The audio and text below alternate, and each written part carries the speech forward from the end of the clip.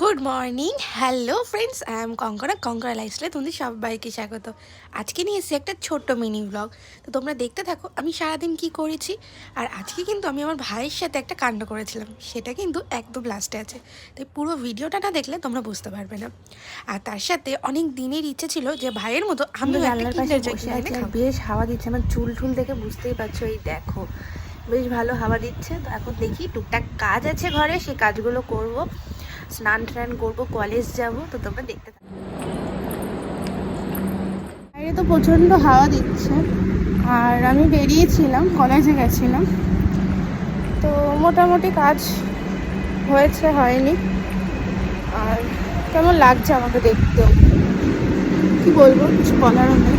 একটা জিনিস শেয়ার করি, তারাও আস্তে আস্তে শেয়ার করি। আমি তো বাড়িতে আছি আর আমার ভাই কি করে দেখো, ওর মা গেছে ওর দাদাকে আনতে।